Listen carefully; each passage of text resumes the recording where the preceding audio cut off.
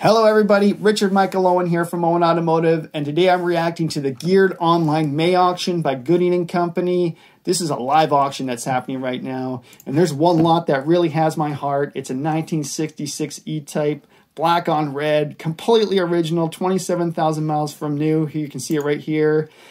And it just ticks all the boxes. It has the tool roll, the jack, the spare, the original sales invoice. This car has it all.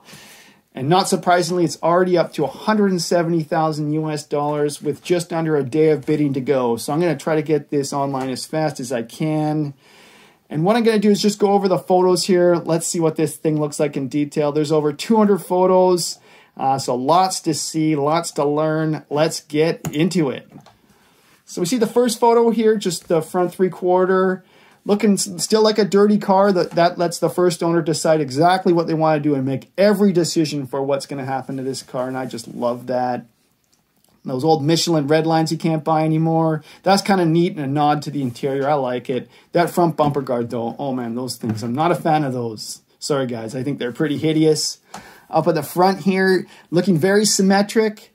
Looking like real honest lines. Don't like that bumper guard. Looks like some seal beam headlights in there. Looking really, really nice. Yeah, wow, this thing's incredible.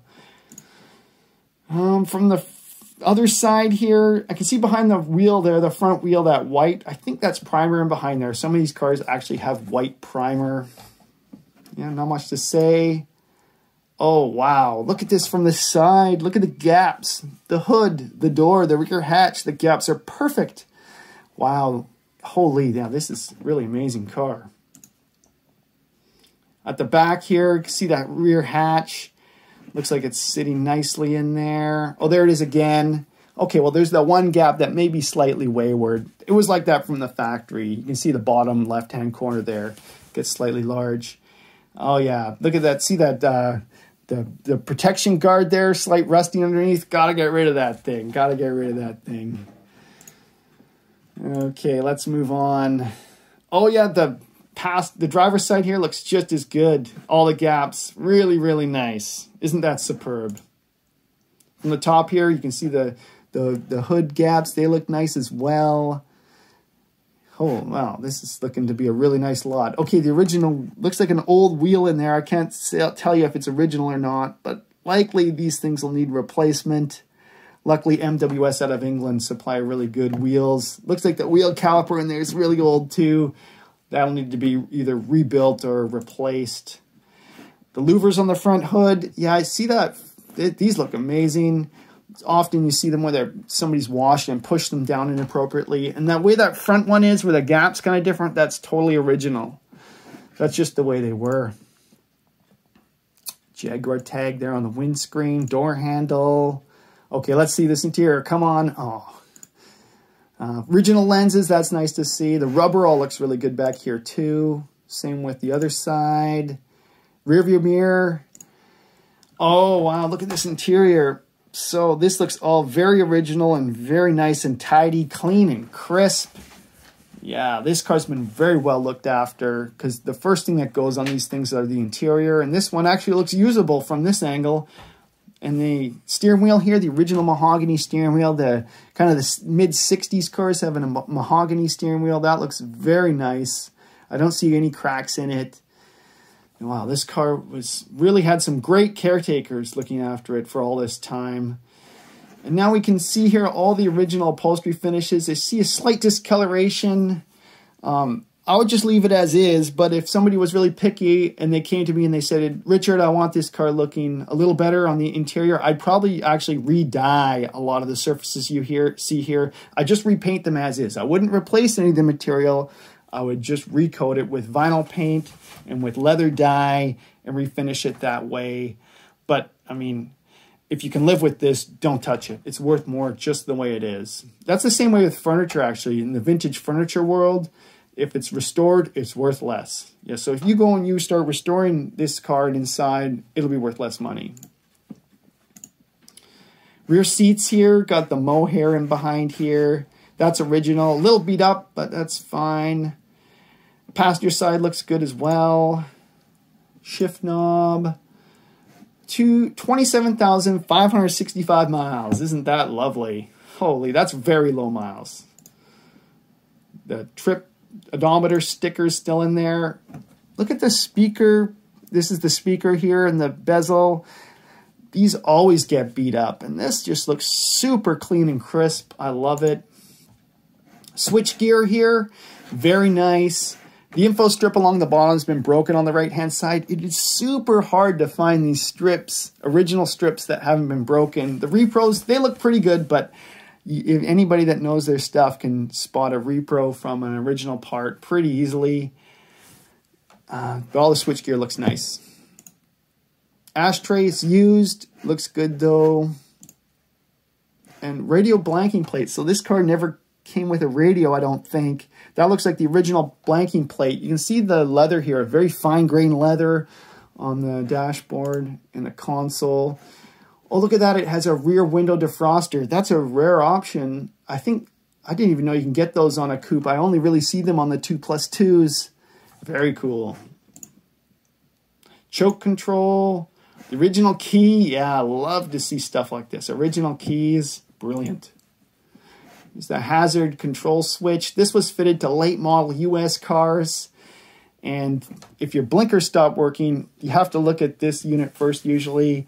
Yeah, I've needed the one in my car and lost my own blinkers. The later ones actually have an on-off tang kind of around the switch and a little protective sleeve that tidies up the wire a little more. Yeah, but this is in a very vulnerable spot where your knee goes. Cubby, seats again. Oh, the rear area looks really nice. Doesn't look like there was a lot of stuff taken in and out of this car. You can see this cubby here, it kind of opens up. This is often where like I get a lot of mold smells because this, when these cars are stored for a long time with this closed down, the air gets real stagnant in there. And yeah, that's one place where you can, one thing you have to watch out for is when you're buying a car, always open that up, have a whiff. Yeah, all these panels in the back look good. Okay, over the wheel well, the upholstery here, it shows a little dotting. That's a sign of mold. So I wonder how this car does smell inside. I wonder. Oh, it's even worse on this side. Yeah, so, wonder if it has an odor. Here's our first look into the trunk, belly pan, gas tank area. It looks like the original spare tire, the original fuel lines, the original sound deadening horsehair jute there. Everything looks pretty impressive there. Oh, now the engine bay. Wow. Wow. This is awesome. So you can see the suspension there with cadmium finishes. I see the porcelain manifolds looking original. I see the original hue of gold. This isn't old gold. It's more of a dark, vibrant gold. Now on the header tank there in front of the radiator, I see somebody's done their own version of a Monet. They've been painting in here inappropriately. And that's a sign that maybe there's inappropriate paint in other places too. So yeah, who knows what may have been painted black or not, just with a brush. Inside the V here, we see the red loom holder. This is neat to see. This kind of maybe verifies that E-types, originally some of them came with the original red holder. Carburetor side looks really awesome. Look at that original vacuum pickup tube on the intake manifold there. Oh, yeah, I'd probably be replacing that. Yeah, not much to say here. Ooh, look at that in the top right-hand corner. I see USA, the original crayon mark there in the wheel well. Holy, that's pretty impressive. The air filter system looks nice and clean. The hood seal looks like it needs to be replaced. But overall, very original fit and finishes. Yeah, carbs look good. Sender looks good. Everything looks clean. Yeah, there's that header tank with the paint on it. I like this shroud here that goes next to the radiator. It's original kind of finish of fiberglass. You can see the grain in there.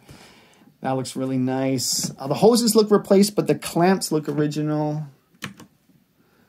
Look at that chassis tag. The chassis plaque here is really nice and crisp, and you know you got a good car when the chassis tag, presents this well. There's all your numbers matching.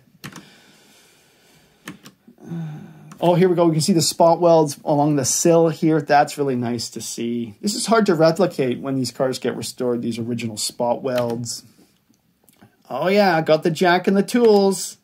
There's that jack. Those are really expensive to buy new. I think they're worth about $750 US. You can see the original knockoff hammer there. Copper on one side, rawhide on the other.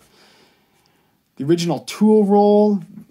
This is how they should look. This is what an original tool roll looks like. These tools were black oxide. That finish doesn't hold up very well, so it often just rusts out like this and stains the bag. But it looks complete. Everything's there, even the very expensive 4-inch adjustable wrench there.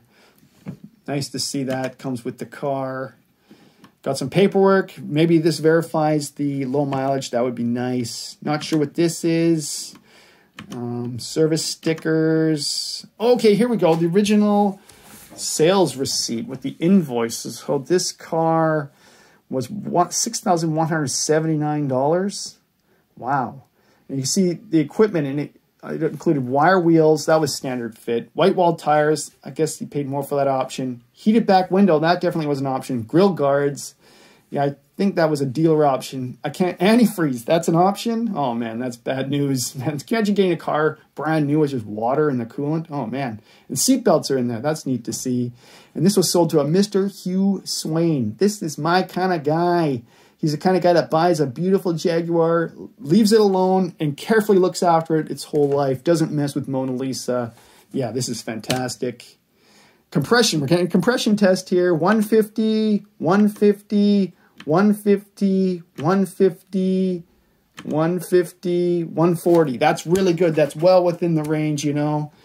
Wow. This car just keeps getting better and better. Grab handle looks good.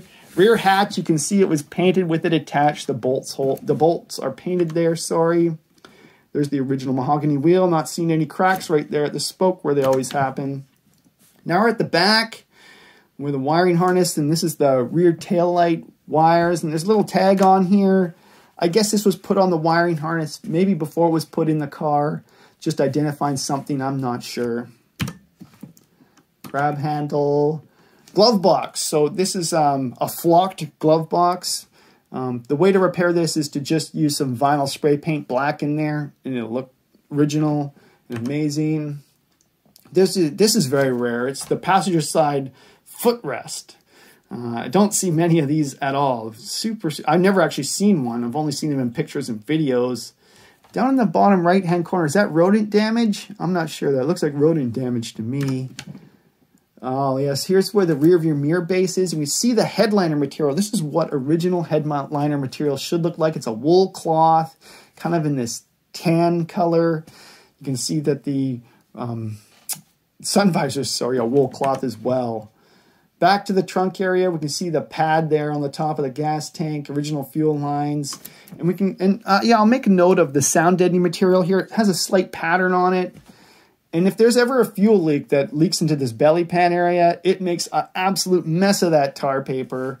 And these strengthening ribs, this is the first area where E-types rust out. It was just bare metal in there. And whenever I get a car like this and I see it in this kind of condition, I always want to run cavity protection spray inside those ribs and protect them. There it is again, yeah. So yeah, definitely want cavity protection spray in those 3 ribs because that's a constant point of corrosion. Controls for the hood latch. You can see the way the upholstery was just cut for the hole pretty crudely. These cars were made to a budget, that's for sure. Back in the trunk, big piece of horsehair jute. I like to leave this stuff in there. That keeps that authentic kind of horsehair, old car kind of smell. Door panel, it looks a little stained. Yeah, you could run upholstery paint on that if you want. Or just leave it as is. That's that's my vote. Just leave this as is. Don't mess with Mona Lisa. Yeah, looking nice and crisp here, top of the doors. Again, the other side there. Sills look nice. These always get beat up. This chrome finisher always gets beat up. Very well looked after. Yeah, driver's side too. People really loved and cared for this car its whole life. That's what I'm seeing here. I love seeing the original rubber. These cars, the doors operate so much better with original rubber. They just fall closed with that nice sound. Both sides have the original rubber. Original door handles. I like the 2-tone door handles. These are cool. Way better than the late model Series 2 cars. Carpet. Yeah, it's just barely holding in there, isn't it? Look at that. And you can see the pad, the rubber pads on the pedals there. Not seeing too much wear. If these were completely worn out, I wouldn't believe the mileage. Okay, I got to keep moving fast here. We're up to 15 minutes. Okay, we've got the original spare tire here. What is that? It's a Dunlop Road Speed 5. And the wheel there looks really good. Probably reusable. Looks like that had never been fitted, maybe. I'm not sure. Looks amazing, though. And the latch for the rear hatch. There's a piece of red rubber finisher there that you cannot buy new. I don't know what this is. I guess it just shows the original rubber seal. A little bit of damage there. Rodent damage, not sure. Body number behind the license plate and the rubber grommets that you can use to screw on a license plate. There's the rear view, there's the rear heater there and the triplex electric heater on the rear window. That's pretty cool. You never see those on regular coupes. License plate lights look original. Here's the heater intake. They're hard to restore because this is plastic and the modern wrinkle paint you have to heat up. So it's tough to get all this area looking correct. I see all the bolts and hardware painted black as they should be. This is the strengthening brace for the hood. I like to see the hardware here all painted, the Rubio bolts painted. You can see the clip that fastens the chrome finisher strip and the way it's been crimped over very nicely. I like to see those kind of details. Heater looks good. The Bakelite tag looks good.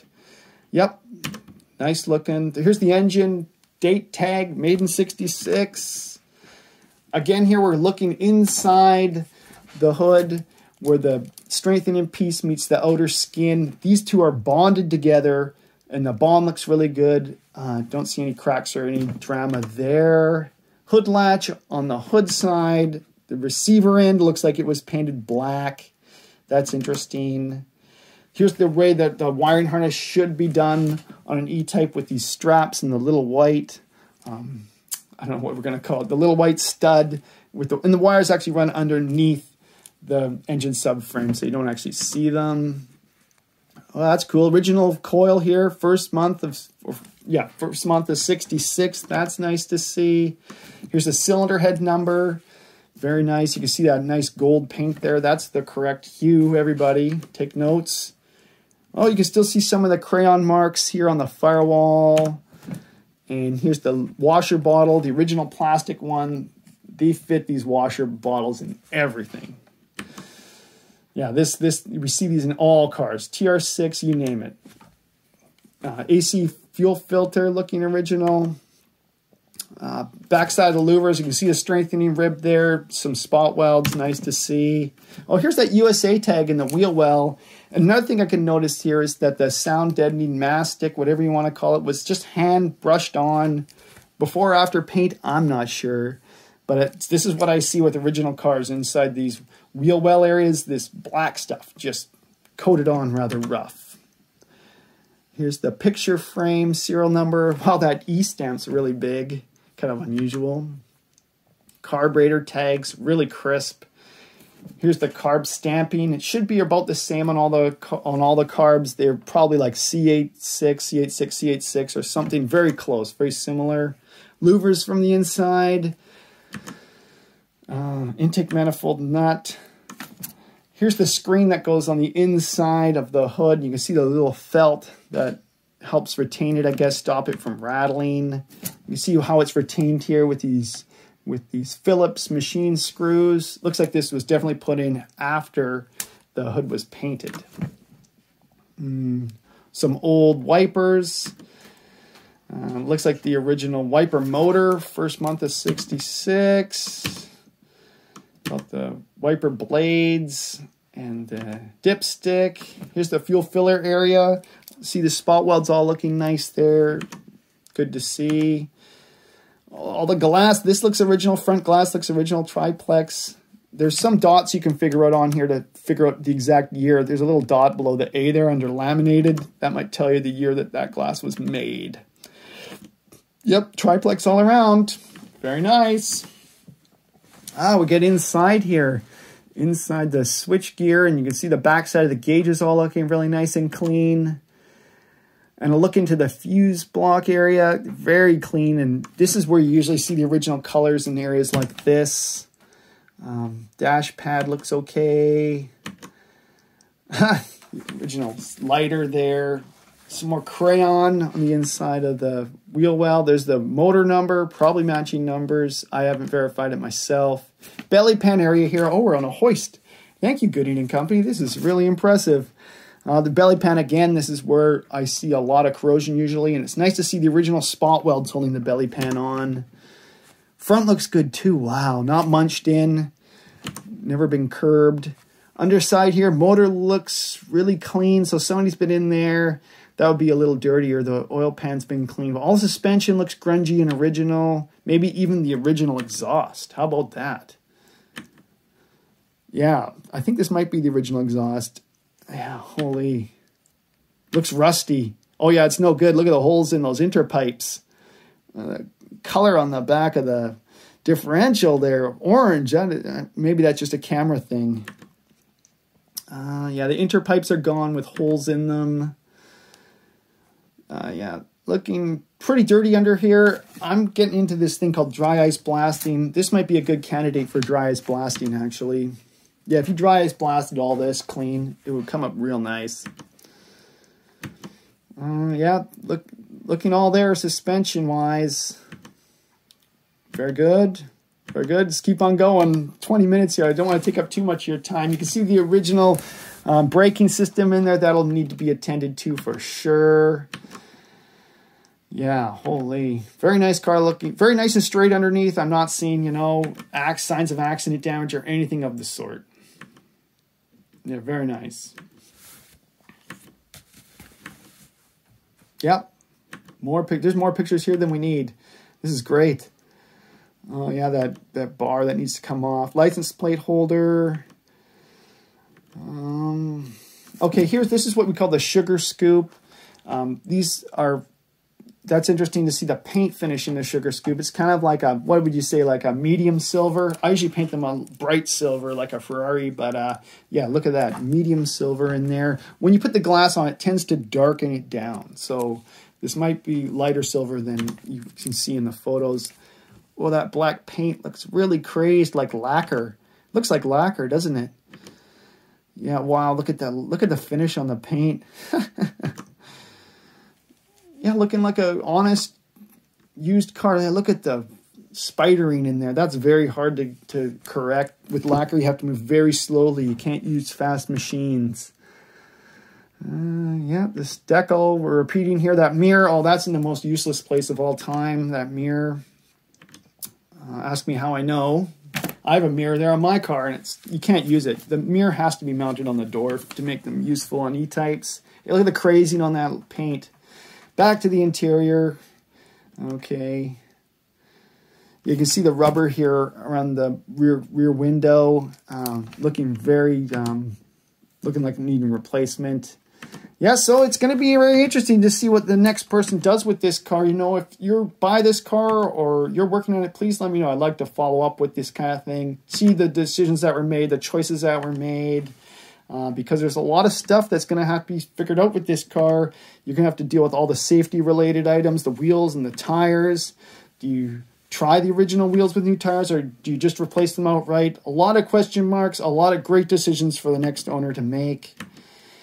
Okay, well, that's it. I'm going to cut it off here. Good luck to all the bidders. This is an amazing presentation by Gooding & Company. If I just go back to the auction details here, there are some absolutely incredible lots in this sale. And hopefully with some speed, I can find the Ferrari that just has my heart. Here it is. It's a 1955 250 GT Ferrari with a low roof profile, completely unrestored, kind of like the same presentation as the E-Type. And yeah, this is kind of like, if I wasn't doing Jaguars, my second love definitely is Ferraris. And these early Ferraris, these early 250 GTs really have my heart. Look at that. Oh man, this car is just so amazing. And it's definitely the most expensive car that'll be at this auction. Okay, well, thanks for watching, everybody. See you later. Bye-bye.